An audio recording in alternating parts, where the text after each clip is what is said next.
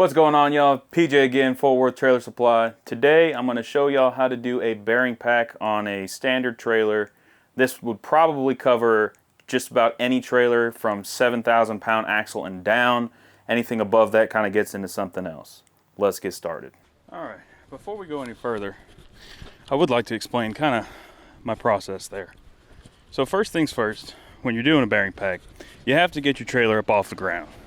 Now, in order to do that, you can use a lift, you can use hydraulic ram jacks, you can use good old school floor jacks like what I'm using. The goal is you have to get it off the ground.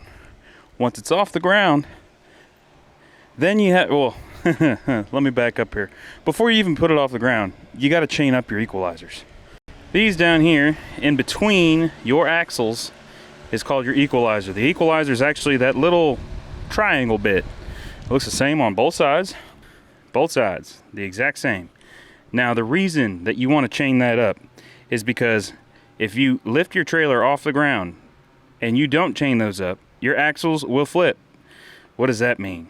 Well, if you look at the equalizer right now, it looks like a W. Now if your axles flip, it'll look like an M. Now, why is that an issue? Because if that flips, then your trailer is going to, one, blow through tires like you wouldn't believe, and two, it's going to ride like absolute garbage, which means more snap leaf springs, which means worn out tires, which means bent axles. So check out your equalizer, make sure it ain't flipped. So the reason that we're doing this bearing pack is because our work rig here hasn't had one since we've bought it.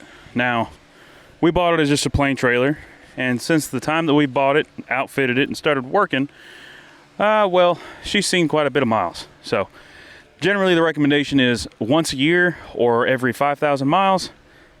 So you can think of it as if my trailer goes as many miles as the tow vehicle that's towing it, and the tow vehicle needs an oil change, then that means that your trailer needs a bearing pack. It could probably go longer, but you don't want to chance it. You chance it, and that's when your wheels fall off. All right?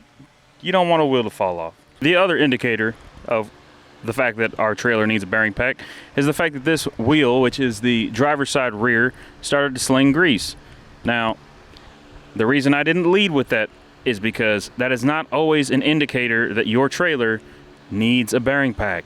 If you just had your bearings packed and it's already slinging grease, then that likely means one of two things. Either the seal surface on the axle is no good, or, and the more likely of the two, is just that your grease cap needs to be replaced. And I'll show you that here in a second. Alright, so for the video's sake, I'm only going to bring y'all in for this one wheel that I'm doing on this bearing pack. But the process is the same for everything. You get it up in the air, you get it up on jack stands, make sure you've changed your equalizers. After you've done that, go ahead and take your wheels off. And then when you get your wheels off, you want to take the grease cap off, that little dude down there. You get your grease cap off, there's going to be a castle nut, a cotter pin through that castle nut, a washer, and then your outside bearing. Once you get that off, you can go ahead and pull the drum free. Now when you pull the drum free, you're like, okay, what am I looking at? This is a drum, but there's this weird circular thing underneath the spindle. I don't know what that is. That's a magnet. That's how these brakes work. So when that magnet receives an electrical signal from your brake controller, that magnet is going to turn on. It is an electromagnet, go figure. That magnet turns on, grips this magnet surface on the drum, which then actuates the arm that the magnet is attached to. That turns this square deal here, right there. And then once that turns, it pushes both of these shoes out. And I'll show you that right here.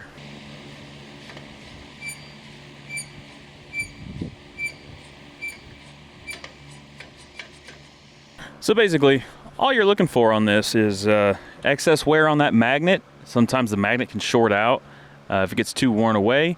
You're looking for excess wear on your brake shoes, which can either come in the form of being used so much that they actually just wear away, or heat cracking. If you start to see that your shoes, your brake shoes on your backing plates start to look like the desert, it's likely time to change out those shoes. Same deal goes for the drum. If your drum has gone beyond its minimum thickness that's allowed, go ahead and toss the drum. Get a new drum. It ain't worth the risk. You get a drum that cracks on you while you're on the road, that will cause untold damage. Thousands of dollars of damage that all could have been avoided by like a $150 drum. Or less, depending on where you get them from. But let me tell y'all, it is hot in Fort Worth, Texas. Middle of July. Alrighty. So what are we doing here? Once you're back at your bearing pack station, your bench, your garage, your shop, wherever you're at that you're doing this bearing pack, go ahead and get your drums all set out. Make sure you remember which drum went where. So for us, we actually write onto our bench, left front, right rear, just to keep track of everything. Because what happens is the brake shoes on your backing plate eventually will marry themselves to the drum. They will have simpatico grooves in them, right? Best case scenario, if you swap the drums out, it'll remarry itself. Worst case scenario, it doesn't work right, and your shoes decide to go Bluetooth, and you have Bluetooth brakes, and not in the good way. With that being said, let's get into the bearing pack. Alrighty, so starting us off here in the voiceover, what you got here is I got the drum face down. The grease seal's already been pulled with that seal puller you can see off to the left there. But kind of general rule of thumb here, you just want to keep everything neat, clean, and organized. It is a dirty job, but the cleaner you can stay, basically the easier everything will be. There won't be grease everywhere. The drum won't be greasy and slippery. It's already heavy. You don't need it slippery too. But what we're doing here is we're just trying to get rid of as much grease as possible before we go and use our solvent to clean it. It keeps our solvent cleaner, it keeps us cleaner. It's just better all around. But you're going to go ahead and take the grease seal out, take the inner bearing out. You'll already have everything else out, the outer bearing and the castle nut washer and cap. That would be the first thing you'd have to take off. So from there, go ahead and get all the grease out that you possibly can. And then we're going to go ahead and move over to the solvent tank, and we'll see you there. Alrighty, so we got this drum here in the parts washer. The fluid in the parts washer is hot, and I've had it running over the interior of that drum for a good minute there, just to break up any kind of caked up brake dust that starts to build up on the inside of that drum. Now here, man, just an extra 5 minutes of sitting there getting as much as you can out and getting it nice and clean will save you an hour of headache. It's completely worth it to spend a little extra time here just making sure everything's clean. Go ahead and get in all the nooks and crannies. Just make sure she's nice. Now, if you're more of a operationally functional kind of guy and you're just like, hey, I just need this to work, I don't need it to be pretty, well, then only clean your critical surfaces. Basically just the inside of the drum. All of your braking surfaces, your magnet surface, the bores in which the grease cap and the grease seals sit in, as well as the races. Just as long as that stuff's clean, the outside doesn't really matter. So yeah, a couple options there as far as how clean should it be. Alrighty, and then as far as reassembly goes, you can see I'm using this big old bearing packer deal that we have in the trailer. If you don't have a bearing packer, it's not a big deal. You can go ahead and go old school with a big old glob of grease in your hand and you're just smacking the bearing into it, or they sell some pretty inexpensive plastic bearing packers down at your local auto parts store, and those will be a big help as well.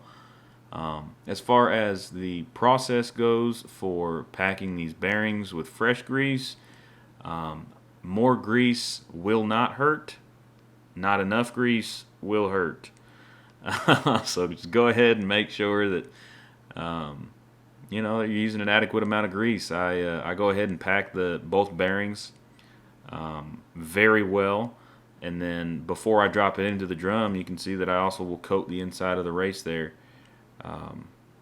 It doesn't have to be chock full, but it grease just isn't that expensive. So be a little liberal with it, All right, and then once that inner bearing has been packed, you're going to go ahead and get your appropriately sized grease seal, pound that flush into the back of the drum using either a race driver set or a 2x4, any sort of flat object that you can use to go ahead and make sure that there is a uniform surface pounding that grease seal in.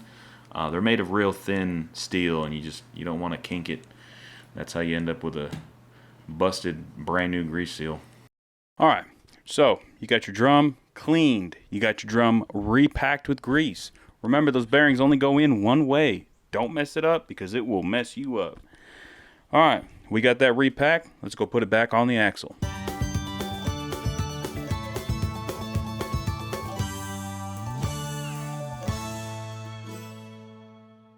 All right, so what you saw me do just there is I tighten the castle nut all the way down, and then you back it off. What you're doing is you're seating the bearings into their position. You're getting the drum all the way to where it needs to be.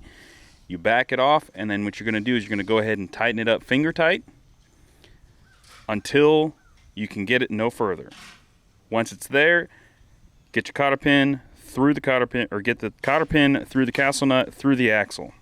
Now, if it cannot line up where it is in the fully tightened position, go ahead, back it off to make it line up. Do not tighten it up to make it line up. That'll put too much pressure on the bearings.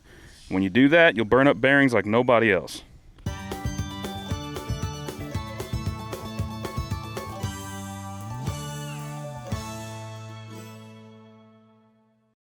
All right, so that's your bearing pack, really. What you're going to do is you're going to repeat that for all 4 wheels.